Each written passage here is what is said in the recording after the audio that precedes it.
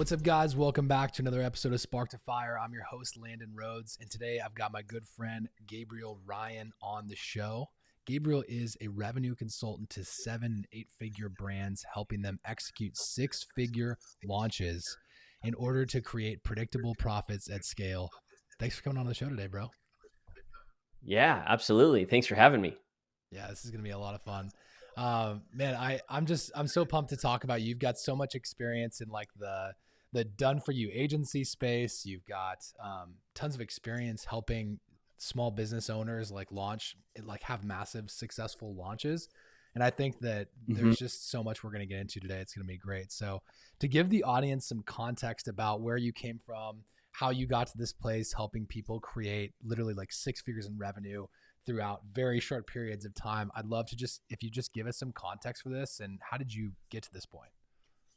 Yeah, absolutely. Well, I was born at a very young age, and I have lots of dad jokes. Sorry. I got 4 kids. I have my dad joke skills are I would like to say they're on point. They're good. You've got But it. It's on you, man. You've got this in spades. you have to keep them entertained. That's right. But when it comes to the business stuff, I was not one of these kids that was necessarily, doing the side hustle in the neighborhood growing up, but I did always have this sense that I wanted to go into business for myself. One of my first businesses was actually an auto detailing company. I was probably 19 or 20 years old and just had a route where I would go to people's houses and I would detail their cars. I get really good at detailing cars. And I liked the fact that, I could spend a few hours, make some cash, and I was in control of my own schedule. And over the next 10, 20 years, my career kind of went into 2 different areas in arenas, which seemed kind of contradictory. One of them was either like the full artistic side. So I was a photographer for 10 years, motion graphic designer. I had dreams of, making films and making movies, or it was like cold hard sales, working in a call center, in a boiler room, or, selling shoes at Nordstrom, in retail, did mortgages, some financial sales. And I was wrestling for the longest time of like, am I an artist or am I a salesman?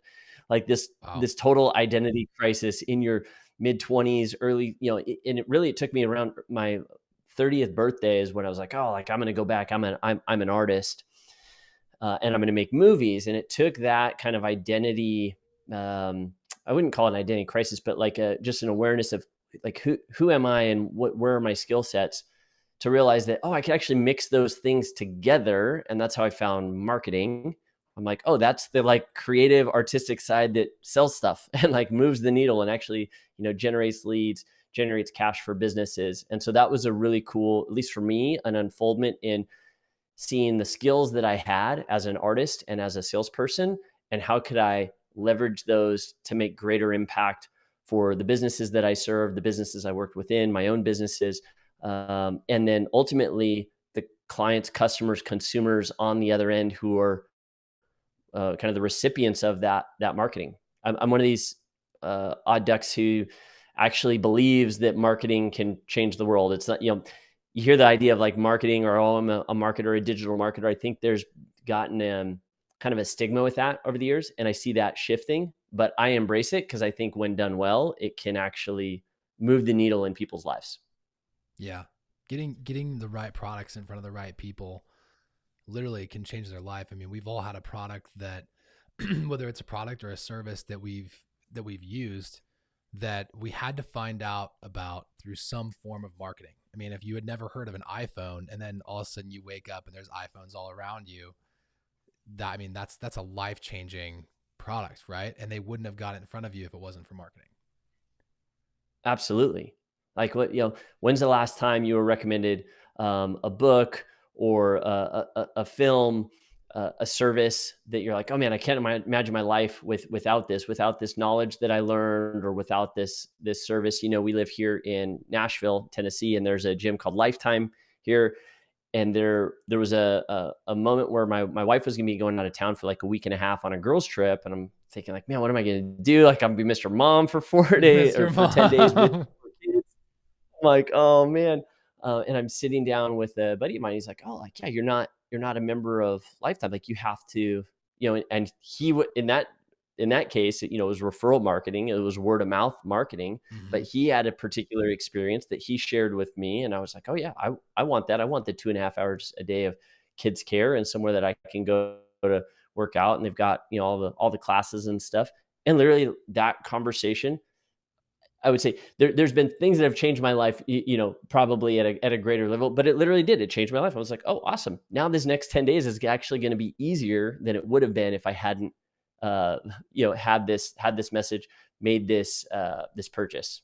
Yeah, dude, that's a great example. It gave you back some time. Like they sold you back Mhm. time and fitness and health. Like they sold you back all of these great things, and you're happy to part with your hard-earned money for that because that time is so valuable.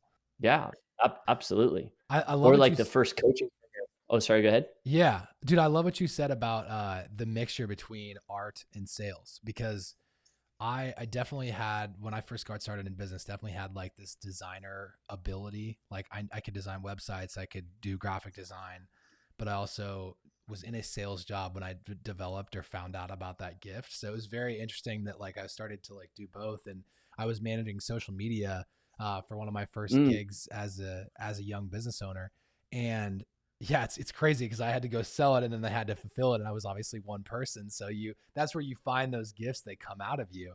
So I'm sure that's actually served you a lot throughout your entrepreneurial career. So how old were you when you first decided that you or first kind of like realized you were going to be an entrepreneur?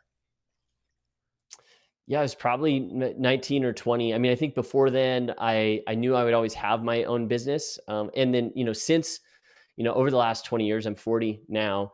I have worked for other people and I have been out on my own at different times over the last 20 years. But yeah, I would say 19, 20 when I had that first business and kind of like tasted what it was like to be able to go out and create value in the marketplace, get paid for that, and then kind of be in control of what to do next versus having to show up. My first job was at In and Out in California, making the burgers and fries and all that stuff, which was a great job and they paid well at the time. But you had to show up at a certain time, dress a certain way. You weren't in control of your time when you did or didn't get off your shift. You smelled like hamburger grease, at the end of the Yeah. day when you got home. So it was a whole different story when I was like, oh no, I could build something for myself. And then that even grew more once you start to go into business and getting to work with other people or build team. Then I saw the greater vision of really what entrepreneurship actually can be, because then it's not just about me and, oh yeah, I want to make 6 figures a year or I want to make $1 million a year. But now the fact that I can actually employ other people can help them grow in their skill set and career. It's one of these things where it's like, you're not, I saw it differently where with employment, it was like, oh, I'm taking a piece of this pie. There's only so many hours. There's so much budget allocated at this store that I can take so that, the business runs. And as an entrepreneur, I go, how do I make this pie bigger for everyone so that more people can Mm. enjoy the fruits of this pie? Yeah, that's so good. And it takes sales to do that, right? You've got to make that happen. And you mentioned as you Yeah. were coming up through your entrepreneurial career that you would work for other people, you'd work for yourself. So I'm curious, when you were working for other people, what were you up to? Like, what was your responsibility that helped you build up these skill sets? And then after that, I want to talk about six-figure launches. So talk about Yeah, that a little bit absolutely. first. Definitely. So it was back, let's see, probably 2013, 2014. A friend of mine, his name's Jeremy Blossom, had just sold. We met at church and had mutual friends, and we were always kind of like talking ideas, because I think when you're an entrepreneur at heart, you've got a million ideas, Yeah. and we all know that execution is the important thing. Like ideas are a dime a dozen, but it's important to share those ideas because ideas change when you share them. I've never been a like, let me hold on to this precious idea. It's like, no, as soon as I have an idea, I want to share it with as many people as I can to see if I'm on the right track. How do we pivot or adjust this idea? And so, had a lot of these conversations with my buddy Jeremy. And at the time he was a financial advisor. He then kind of went through his own identity shift and like, what am I actually truly great at? And he decided to start a digital marketing agency. So he sold his financial advisory practice, started an agency called Strike Point Media. And about a year in, we were talking some different ideas. He's like, hey, I've got some projects. Why don't you come in on the motion design side of things? I was like, yeah, I can do the production stuff. I can do the biz dev stuff, but hey, you've got a need here now. Let me come in and help you with this project. And it was interesting because it was a project for an options trading educator. So if you're familiar with the stock or, the stock market, you can be an options trader, trading stock options, right? And so they had this whole portal that StrikePoint was going to be building for them, teaching people how to trade options. So they needed all these little kind of explainer videos created to explain, the different concepts that were being taught. And so I came in, helped animate a lot of those videos. We delivered that to the client. The month after, they had this whole new learning management system with all these videos and things. They made $100K more than they had ever made in the company. And this company had been around for like 15 years prior to, been doing education for a long time. They were not some like newcomer to the market, but they did 6 figures more than they had ever done before, just because they had launched. And it wasn't even a marketing thing. It was like their product, people that had already purchased. But now the salespeople had something more to believe in. They had something they could demo and show these prospects. So sales went through the roof. From there, then, that particular company was like, all right, we like StrikePoint. They fired their agency of record. We became their AOR ever since. And, I'm not with StrikePoint anymore, was with them for 6 years as we climbed to, the Inc. 5000 fastest growing companies, 30 plus employees. I think they're north of like 60 now. But that was kind of the early days in that agency. And what's beautiful about agency work, although it can be a grind, it can be a lot of work because you're dealing with so many different businesses, so many different kinds of problems and opportunities. The beauty is in the learning curve.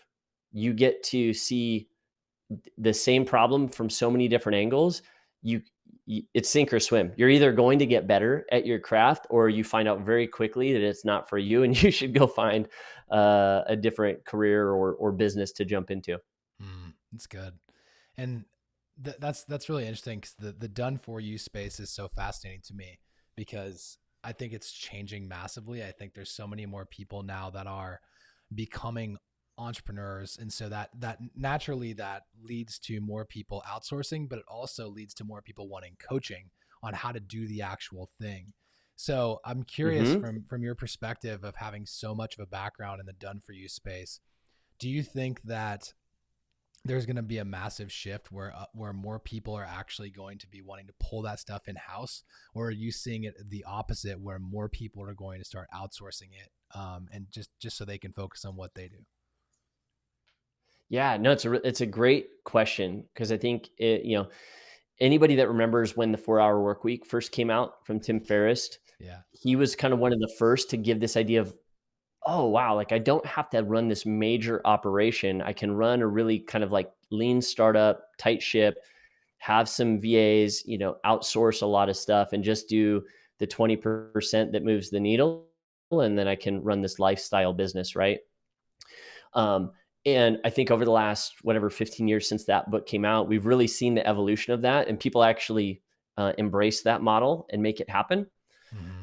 I think in a post-COVID world where people, I think I would say prior to COVID, were probably a lot more, oh, I want to be remote. I want to be by myself. I want to be a freelancer. I want to be a digital nomad. I'm seeing more people that want to build stuff together and be collaborative. And so what I think that answer looks like is somewhere kind of is in between, specifically with done for you services. So like agency type services, I think they almost have to have a coaching consulting element to them to help their clients get the best results. I saw that at StrikePoint. I see that with my clients now. Whenever I'm doing some work, building a launch campaign or a funnel or writing copy or, outlining a video ad, whatever it might be, looking at their paid ad campaigns, there is always a consultative or coaching element to it, because my goal is to get the best results for the client and for my clients' clients, the people that are buying from them. And the only way to do that is if you can coach and consult them and have a consultative sales process and fulfillment process all the way through. And on the flip side, someone that is just a coach or a consultant, they might have a course or a program. Well, I think that's great. And I've spent a lot of money and a lot of time in programs over the years. First program that I ever purchased when I had my photography business was through the eMyth. And that just completely changed the way that I looked at investing in myself and even in business in general. But I don't think that's going to be enough where things are going as we move forward. What I see is anyone with a coaching or consulting program is probably going to at least need to have some kind of a done with you offer where it's like, hey, we're going to show you how to do this, but we're also to actually help you build the thing or launch the thing or market the thing to get out there. And I know some of the work that you guys do with podcasting. It's like that, right? Where it's like, hey, we're gonna show you the ropes on how you can leverage something like a podcast, but then we actually also have the team and resources. It makes a whole lot more sense for me to have you do that for me than for me to go hire people and try to figure it out on my own, where I can lean into the skills that I'm really good at and build the team around that in-house. Mm-hmm. Yeah, I agree with your answer. I think it's a little bit of both. And what we're seeing right now is certain things, and it's so interesting because I even had a conversation with a friend and a client of mine yesterday, and we were talking about, he was asking me what the ROI was of having an in-house video team. And I'm like, that is massively dependent upon A, who you hire, B, how much work you have them doing, and then C, what is the ROI of video for you or your clients, and they're in a very interesting business. So it's really tough to tell the ROI in the short term. So it's a long-term brand investment that he's asking. And it's just fascinating because he was probably one of the last people I would think that would pull a video team in-house, but he's all about it right now. And I just think that that's very fascinating to me. We're seeing a lot more right now with social right now. And we launched a program called the Inhouse Marketer, where we actually train in-house marketers for small businesses, especially people who, like if the CEO is like, they're feeling like they should be involved, but they don't necessarily have like the skill set, they don't have the time, and they don't have the knowledge, frankly, of how to like even coach and hold somebody accountable to managing their social media well and like running it correctly. But at the same time, that's the same CEO that's like, it's not good enough. It needs to be better. But then better turns out to be this subjective thing, right?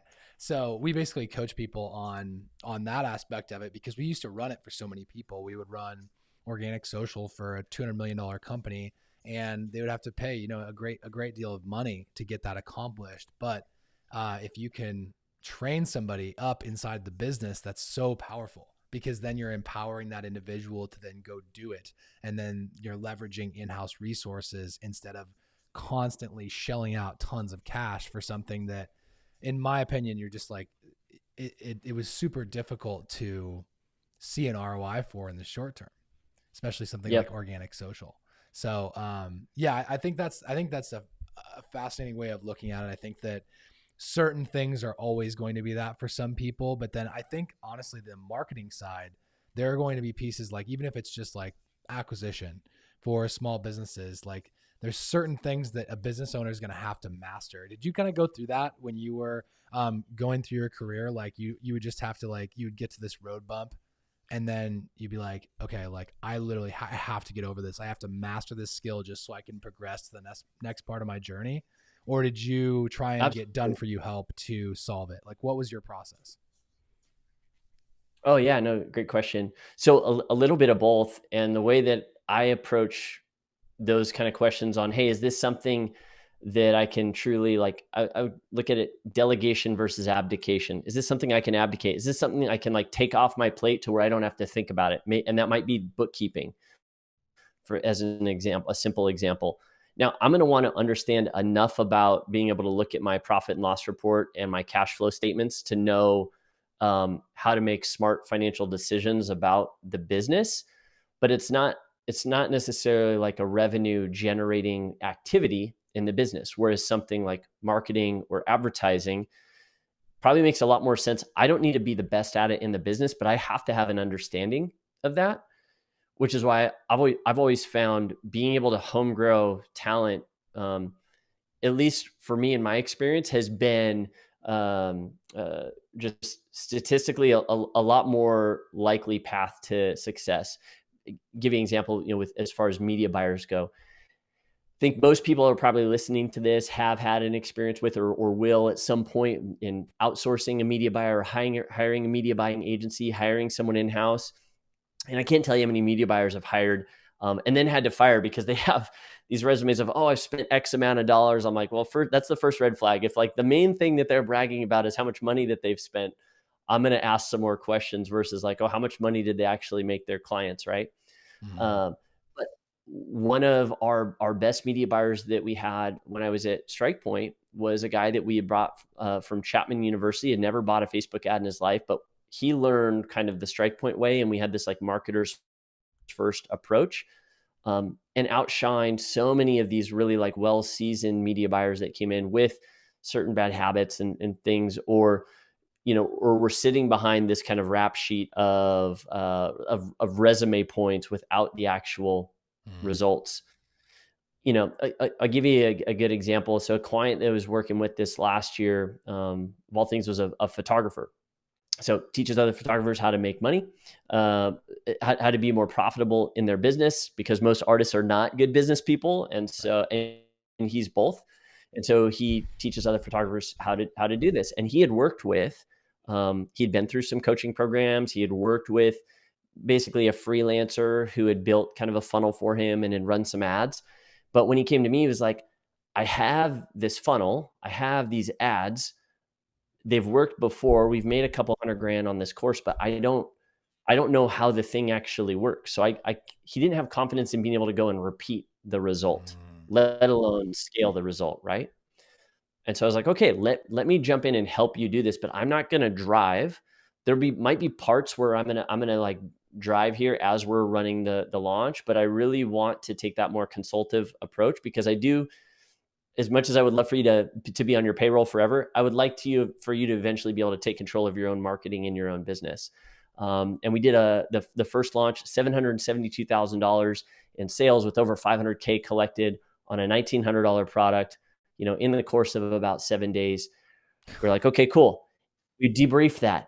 Postmortem. Hey, why did this work? Why did we bring in 4 times as much as you ever have on any other launch before? Here's our assumptions on why. Yeah. Okay, how can we repeat this? How can we build now an evergreen marketing machine, so we're not just having to do launches all the time? I mean, yes, I do 6-figure launches, but it's not so that you have this perpetual launch schedule where you're always having to launch to create new cash and clients. The reason why I do launches is to test marketing ideas. Yes, we're going to generate a bunch of cash and a bunch of clients into the business at the same time, which I think is a good way to go about testing your ideas, is to also make money while you're doing it. Yeah. But ultimately it's, hey, let's find what's working and then scale and then go to ads, versus the other way around, which I think I see a lot of people doing. They're like, oh, ads are easy. I can set up a TikTok ads account. Let me go start there to test my ideas. Like, there's a whole lot better way to do that, because you might as well be throwing darts at a dartboard if you're not coming in with that kind of like marketers first approach. Yeah, you're truly helping them set up a scalable, it's a high scale, short term campaign that's like really aggressive, but yet still, I'm sure you're able to test multiple ad sets, copy, imagery, all of those different things all at once, because it's encapsulated in such a short period of time. And I think that's super powerful. Absolutely. Yeah. Yeah. That's fascinating. Are you familiar with Cuts t-shirts, like Cuts clothing? No, I'm not.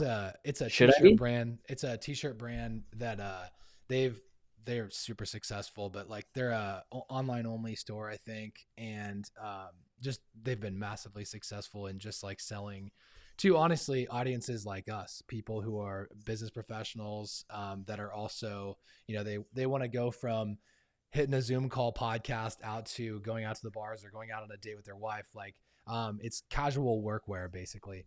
And they talk about their Friday launches. And I'm actually going to Google it because I don't remember the exact terminology, but it's important to the conversation. Cuts Clothing Friday. And they have these like Friday launches. The Friday projects is what they call them. And this is freaking brilliant. Okay. So they're Friday projects. And what they do is they will work with their manufacturers to get a small number of these SKUs, each of these SKUs, and they're just testing products. And so what they'll do is I think what they'll do is they'll drop the prices on something, and then they will do limited time drops. So like one of them here is a Chileno camp collar, basically like a Hawaiian looking shirt. So it already says sold out. It's got a sold out ribbon over the top of it. And they literally just do these short-term tests with spurts of ads. And I don't remember how many combinations. It was thousands of ad and copy combinations that their media team is scaled up right now. And constantly they'll just, he said it takes them about 6 months to prepare. It's basically a launch, like what you're talking about, 6 months to prepare this, but then they're only ordering say 500 or 1,000 of those SKUs. And if they sell out in 24 hours, like, okay, cool, we'll buy 60,000. And then they'll obviously drop their costs down because they can go back because they have leverage with the manufacturer now. And then they'll sell out on every single one of those. And I just thought that was brilliant. Yeah, it is. Sequencing is so important in business, doing the right things in the right order. I think this is one of those things that when you learn something and you're like, oh, I knew that, but now I have a framework to articulate it, which is like some of my favorite stuff to learn, because it's like, oh, now I have a way to actually apply this intuitive knowledge that I already have. The idea of sequencing is something that Taylor Welch shared in, Elite, in the mastermind that we're in together. That really made me think, oh yeah, that's why my process is the way it is, and gave me a way to actually look at it and refine my process even more. The fact of doing the right thing in the right order to test ideas, because ultimately all that marketing comes down to is your ability to speak to the internal conversation that your prospect is already having. So right now, those of you that are like listening to this in your AirPods, Landon and I are having a conversation, but you're having a conversation with yourself about the conversation that Landon and I are having. And if I'm able to speak to that conversation, if Landon's able to speak to that conversation, we're able to serve you at such a greater level, just like you would be able to do that for your market and for your prospects. And so all of this stuff, the launches, the ad tests, the Friday sales, really it's just, one business owner, one entrepreneur, one marketer's ability to tap into that conversation and be able to actually engage. Because we've all gotten ads where like, why in the heck am I seeing this thing? Or you've been at a cocktail party where you introduce yourself and you start having a conversation, and then the other person responds like totally out of and you're like, oh, they're not even here and aware of like the conversation. They just want to hear themselves talk. Yeah. Right. That's what bad marketing comes off as. That's what bad business comes off as. Yeah. I've never heard about it. I've never thought about it like that, but that's very true. It's just like you're talking to a wall. That's so fascinating, dude. Totally. And it used to work in a sense when you could broadcast media because there was only 3 channels and you could buy up that spot and you got to shout at everyone. And then, we were talking about this before we started the show. Then there was this idea of permission marketing with direct response where, oh, now there's this thing called Google and people are going to type in what they're interested in. And now I can buy these PPC ads because they're interested in, buying homes in Nashville, Tennessee, or they're looking for, a t-shirt that they can wear out to the bar. Okay, cool. I can kind of insert myself there. I kind of am getting permission. Maybe they do like an email opt-in or, a text in, something like that. But I think that is shifting now to where not only are you going to have to get permission to market to someone, they're going to have to opt into your list. They're going to have to choose to be part of your Facebook group or listen to your podcast or watch your show, follow you on YouTube. But they're also, once you do that, that's only like the first gate. Now the next gate is the more important one, which is like, do they actually get me? Like, does this brand, does this person, like, are we having the same conversation? And if you can speak to your market in such a way, like I mentioned, the idea of learning something that you already knew, if you can help them put words to the things that they're like, oh yeah, I never thought of it that way, but yes, that's me. You've won. You now have a raving fan for life. Whether they buy your stuff or not, will talk you up. They will refer you. they'll become part of your tribe. And ultimately that's how businesses are going to win, in the coming years. That's so good. Who did you study when you were first getting started, and who are you studying right now in terms of great copywriters, great marketers? Yeah, absolutely. Do I have it here with me? There's a book by Rivaldo Albuquerque, who is a copywriter at Agora, called The 16-Word Sales Letter, which is phenomenal. Big Wow. fan of Todd Brown. The greats, David Ogilvy, Breakthrough Advertising. Like those are, you got to go with the classics. Dan Kennedy. We had a reading list at Strike Point, which included some of Dan Kennedy's work and Ryan Deiss's work that was kind of required reading for anybody that came through. I like to study other media as well too. We were talking about, just went and saw Top Gun too. Like the first one was my favorite movie of all time. Studying how just good storytelling is done. In fact, there's a book called Story by Robert McKee, which is it's a screenwriting book.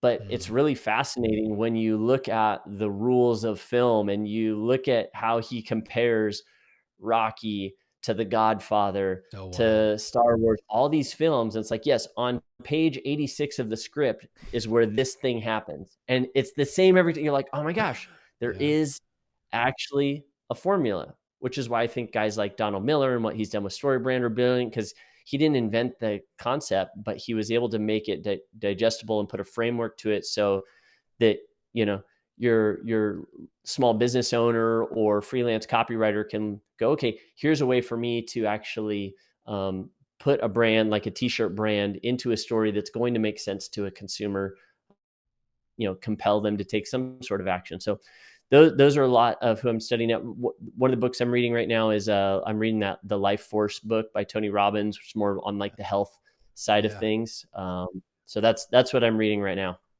That's so cool. You said a lot of books that I actually have never heard of, and authors I'd never heard of. So that's great.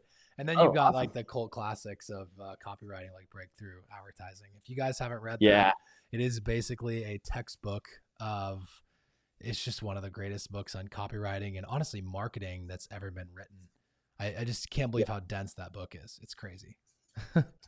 Totally. Did you do let's say there's one more that I've got to drop that if you've not heard about it, I think it's called, if you could probably find it on YouTube, but it's called The End of America, I think. So there was a VSL, a video sales letter written by Porter Stansberry that was at the time, like one of their highest producing, like, I don't know dollars wise, but it was one of these things where it was 10 to 100x the results of any other letter that had been put out by Agora. Agora is a former client of mine. They're a $2.5 billion a year financial publishing company, right? Like they're the big dogs in that space.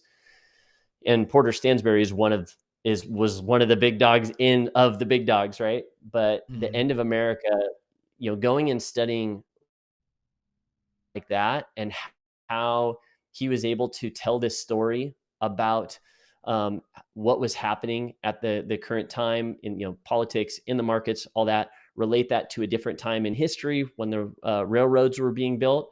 It's really fast. You can learn so much just by studying those kind of sales letters, because those principles don't change. The tactics might change, in terms of, hey, where are we getting the message out? Are we getting it out on TikTok or YouTube or, one of the 3 channels that I can turn the dial on? Sure. But the actual principles they're never going to change. You're still got to talk to the story that someone is having internally, whether they realize they're having that conversation with themselves or not. That's good. I was actually, so Rich Sheffrin came on the show not too long ago, actually, and he talked about the book Driven to Distraction and how he said that book literally taught him how to come up with and write like the VSL. So he talked amazing. About, he is the man. He's awesome. So obviously working, he was working directly with Agora also back in the day. And he talked about how when he read that book, the same thing you mentioned earlier, he's like, they get me. They finally somebody understands me. And he took that framework of how the book was written, and he said that like helped him write the VSL, and like how he would apply that framework exactly through whatever VSL he was writing. So he kind of like broke it apart. I'm like, man, I would love to see that breakdown.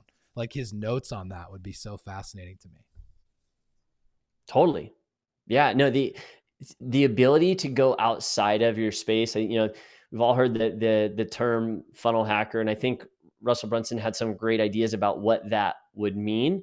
And I think it has gotten distorted and perverted away from what he originally intended that to be. Because now you look at the space and it's this incestuous, everyone's copying each other. There's an old boys, old girls club who might kind of like share audiences and ideas, and they're the ones winning and everyone else is kind of left for secondhand scraps. But the way that you can beat the kind of like the industry and like where the direct response industry has gone, like at its own game, is literally taking that concept of being a funnel hacker, but then going outside of your space. Like I said, going to film and movies. Right now at the time of this recording, there's some crazy stuff going on in celebrity news, in terms of the legal court battle between Johnny Depp and Amber Heard, and literally just watching how those PR teams, how the attorneys spin different narratives. Like I'm learning so much about human psychology and messaging, and how you could say one thing one way and it means something. You say the same exact thing a different way, it means something completely different. So I think the importance of going outside of your space, like go outside and take a walk, have conversation with people that aren't marketers, read things that aren't marketing material, like subscribe to other newsletters, listen to other podcasts. That's why that's so important. That's good. Yeah. Great points you made there. I'm curious. So you've given us a ton of great books to consume. Who are you paying attention to on social right now? Somebody that's current, somebody that's really like thriving, and you're watching their moves right now and just learning from them. Totally. Taylor Welch and Chris Evans are two that anytime I can get in a room with those guys, I will. Have massive respect for them just in what they stand for and how they operate. So those guys listening, following.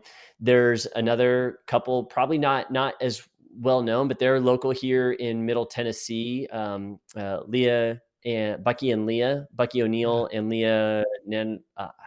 I'm gonna butcher. Is it Notarini? Yes, I think it's like Neo. See, I'm not gonna try. Yes, Bucky and Leah.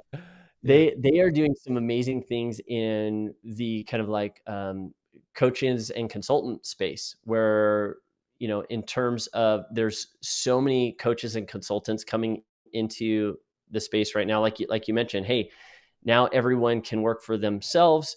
There's a lot more need and demand for it, and the barrier of entry is lower. So a lot of people are jumping into that space. They're doing some really phenomenal work, I feel, in equipping coaches and consultants to do the kind of work that is required to be excellent at your craft, to be able to be a coach or consultant with integrity, and not just someone who sees an opportunity to make a couple bucks on a program.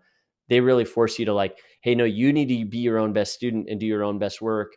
So big fan of those guys too. That's awesome.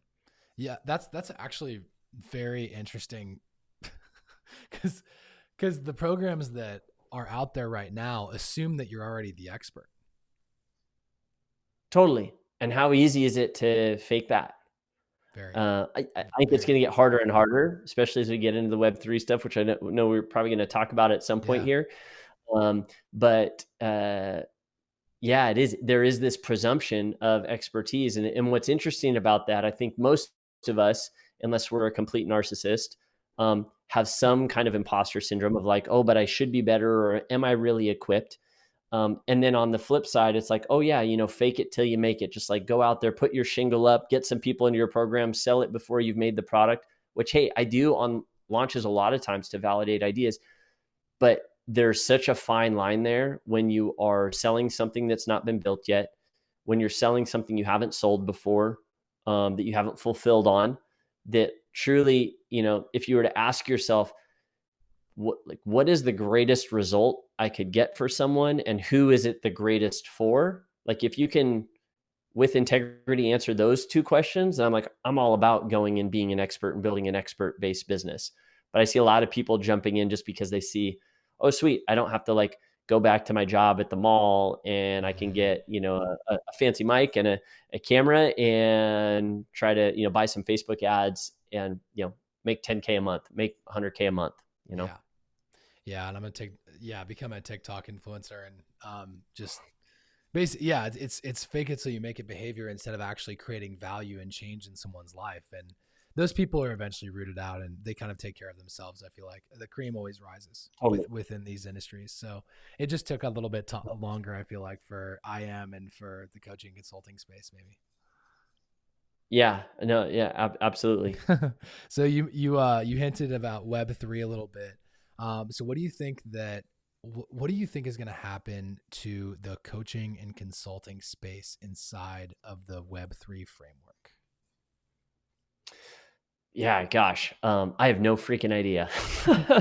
Other than I do know that at least my hope, the aspirational side of me that is the visionary and opportunistic and aspirational and wants to see all things for good, sees a lot more transparency in the Mm-hmm. industry, kind of like we were just talking about, having, what people are selling tied to actual results. I believe that if I'm going to charge, because I am not cheap for my services, and I believe that someone should get at least a 10x benefit on what they're paying me. So if they're paying me 30K, I expect them to make at least 300K off of that investment, right? And so I think Web3 has the ability to provide that level of transparency and credibility if Mm-hmm. used in such a way. Like, imagine if LinkedIn and social and all these things were tied together into like an actual report that's, kind of like your credit score, your credit worthiness, but your coach worthiness, I guess, or Yeah. your, Wow. that of your program, being able to kind of create these kind of Carfax reports for whatever industry that you're in. I'm a part of a project called Affiliate DAO that is about to launch, that's doing some really cool things, specifically in the affiliate marketing space. That is an industry that's ripe for disruption because there's just, unfortunately, so many shenanigans that can and do happen in that space in terms of, list swaps and keeping people's information private, but then also sharing it between different affiliate promoters, which I think is such a great way to promote business and to expand business and to get into new markets and new audiences.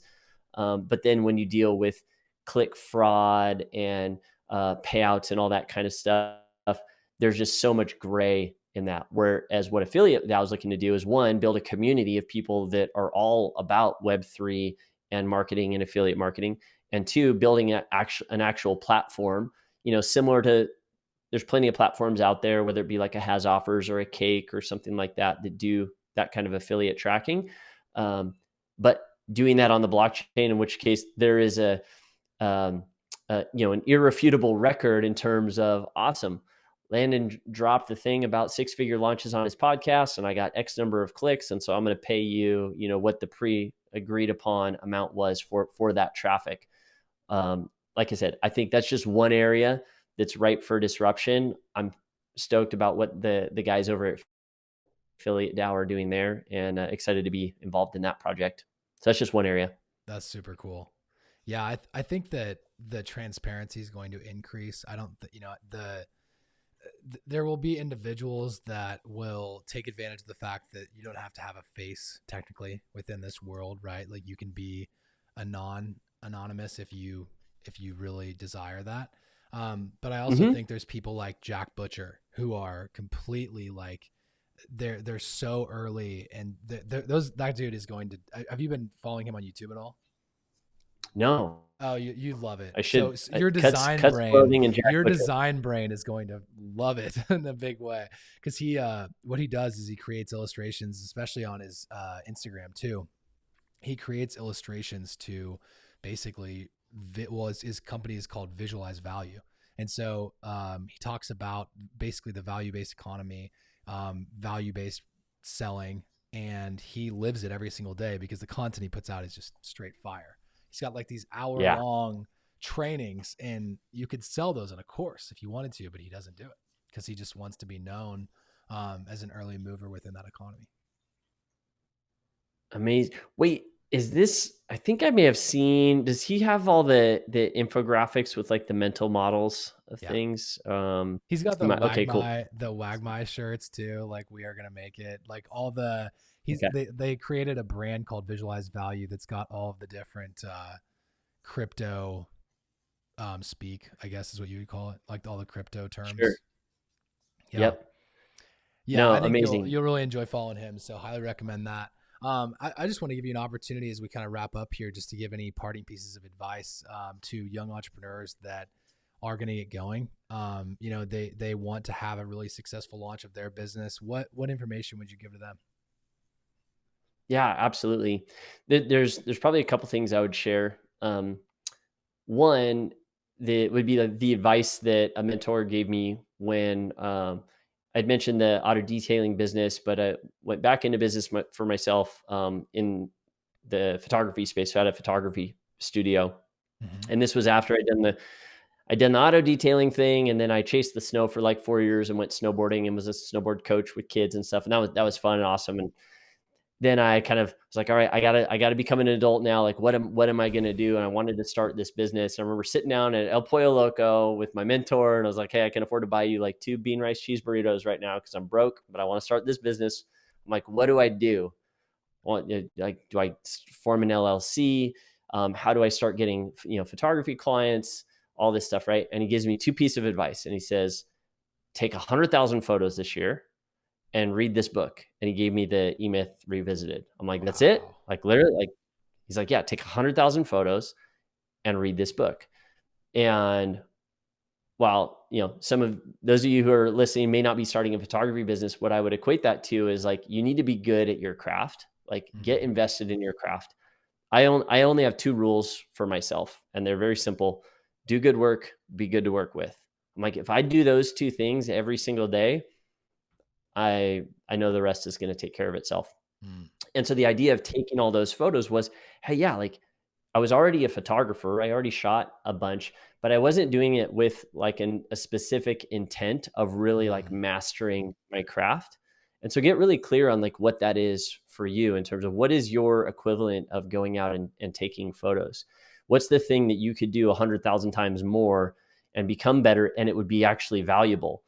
Because you might be really good at posting things to Instagram, but could you really get 100,000 times better at that? And would that make you that much better in your business? Probably not. There's probably another area where you could become an expert at your craft. So figure out what that is.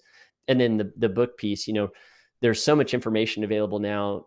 At the time, the E-Myth really gave me a way of thinking about business and not just an artist that changed, the last now, whatever, 20 years since maybe 15, 16 years since I read that book. Jumped into one of their coaching programs. And then the year after that was the first time I ever made six figures. And I was like, sweet, I was able to apply these principles. So again, get good at your craft and then be diligent about going out and filling the gaps, learning the things that you are going to need to know to be able to get to the next level. Because if you already if you already had or I should say, if you already had everything that you needed to get to the next level, you would already be there. So since you're Mm. not there, you're probably missing something, and go find what that thing is. And usually that can be found in books, podcasts like this, programs, you name it. That's good. Yeah, I love what you said about the discipline aspect too, of actually sticking to that one thing and doing it 100,000 times, or your 10,000 hours, like Mm-hmm. Malcolm Gladwell talks about. It truly does take the reps to become amazing at that, because it does two things. I believe it creates the expertise, but it also creates confidence. There's confidence that's created in Totally. saying, I've shot 100,000 photos. Like I'm the best at this. Like I've got this. And Yeah. and that's irrefutable. Like no one's going to challenge that and say, you know what, you haven't really done your work on this. How dare you charge those prices? It's like, no, I know what I'm worth because I've done this so many times so well. So that's great advice, Totally. Gabriel. I love that. Yeah, absolutely. I mean, I had to do a lot of work with a lot of clients, hundreds of clients, you know, spend millions of dollars and generate tens and tens of millions of dollars in sales before was ever confident enough to go, okay, yep, I know exactly what we need to do to execute a 6-figure launch. I know what needs to be true with the client to even make them ready to qualify for that. Nothing in life is a guarantee, but to give myself the best odds at success of like, okay, if you have XYZ, yep, I know I can come in and I can make it rain for you. Like, it took a lot of work, diligence, seeing all the different ways that a launch or a deal or a campaign could blow up, seeing them blow up, and then being able to correct course. It just took, you can't fake that. There's an experience quotient that is required really to become a master of your craft. And so it's figuring out what is the thing that I am going to focus on, and a way to refine that in, again, is with those 2 questions I mentioned earlier with, hey, what's the biggest result I can get for someone, and for who, for what person? That can kind of help guide you into what is the thing that you really should be, getting your 10,000 hours in. That's good, man. Anything that I didn't ask you that you wish I would have asked you? Anything you want to share before we take off here? No, man. Yeah. The only thing is, when are you moving to Nashville? Oh, jeez. Yeah, I've talked to my fiance about that one. She lived there for like 5 years. So she went to school in Belmont, actually. So yeah, there's man, I love that place though. We'll definitely be coming down, and when we do, we need to go out and just get some. Yeah, we'll get some hot chicken. Come down to Nashville. We'll get some hot chicken. Yeah. Dude. And it'll be good. I'm here for it. I'm literally here for it. I'm literally here for it. That's awesome. Yeah, you, me, and Ashton will meet up and we'll go get rowdy out there. So I really appreciate you coming on today, man. This has been great. Absolutely. No, this is a great conversation. Thanks for having me. You bet. Guys, that's going to wrap it up for this episode of Spark to Fire. If you guys love this, you got some value out of it, please leave a review on Apple Podcasts. That is where we get those reviews up, and we have more awesome people like Gabriel on the show. And if you're listening right now, just on podcast, screenshot this and tag us in your Instagram. We love to see when people are listening to it. So what's your handle, or where do you want to send people, Gabriel? Yeah, absolutely. On Instagram and Twitter, everywhere else, I'm just at Gabriel Ryan. And you can head over to sixfigurelaunches.com if you're curious about, what it would look like to do some 6-figure launches in your business. Guys, you can tell that Gabriel's done this several times. Brilliant, brilliant dude. And I would just highly recommend you guys check this out. sixfigurelaunches.com. Did I get that right? Yes, sir. Perfect. Awesome. Okay, guys. Well, that wraps it for this episode. Have a great rest of your week and keep striking.